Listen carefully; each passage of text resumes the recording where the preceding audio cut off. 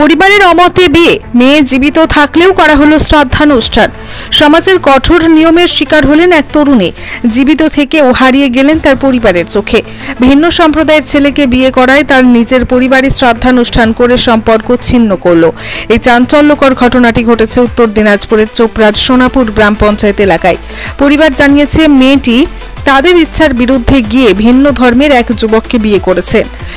আজকে স্বপ্নকে ভেঙে গেছে অন্য পরিবারের সাথে, যা আমরা মেনে নিতে পারিনি। ওর জন্য আজকে ওর শ্রাদ্ধ কর্মক্রিয়া করলাম। লাস্ট ও ভাগছিল প্রায় 9 তারিখ 3 মাস 2025-এ। আজকে ওর চৌথা আমরা ক্রিয়াকর্ম শ্রাদ্ধ করলাম। যোগাযোগ হয়েছিল? হ্যাঁ, যোগাযোগ হয়েছিল, দেখা হয়েছিল। ও না স্বীকার করছে। ওর দাদা জেঠুতে ছেলে, যাতে এরকম আর কোনোদিন কোনো মেয়ে যাতে এরকম ঘটনা না করে, এটাই চাইবো। কোন জায়গা এটা? জিয়াখুরি নুকনি বাড়ি, সোনাপুর হাট, থানা চোপড়া। আপনার নাম? প্রসেনজিৎ সিংহ। এতে তারা মনে করেন পরিবারের সম্মান নষ্ট হয়েছে, সমাজের চোখে তারা লাঞ্ছিত হয়েছেন, আর তাই মেয়ের জীবিত থাকতেই তার আত্মার শান্তির জন্য শ্রাদ্ধানুষ্ঠান করা হয়।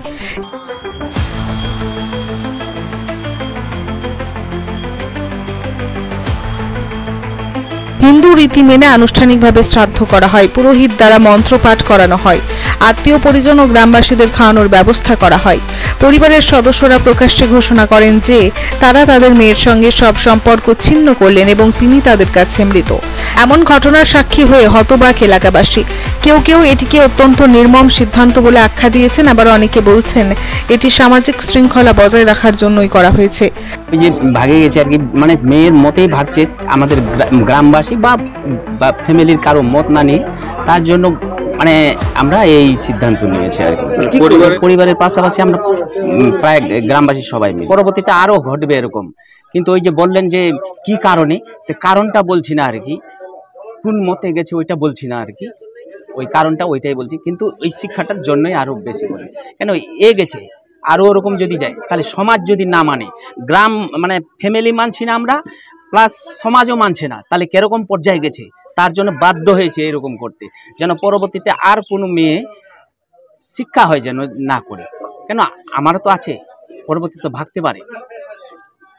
স্থানীয় বাসিন্দাদের একাংশের মতে এমন সিদ্ধান্ত নেওয়ার মূল উদ্দেশ্য হলো গ্রামে যেন ভবিষ্যৎ আর কেউ পরিবারের অমতে ভিন্ন সম্প্রদায়ের কাউকে বিয়ে না করেন।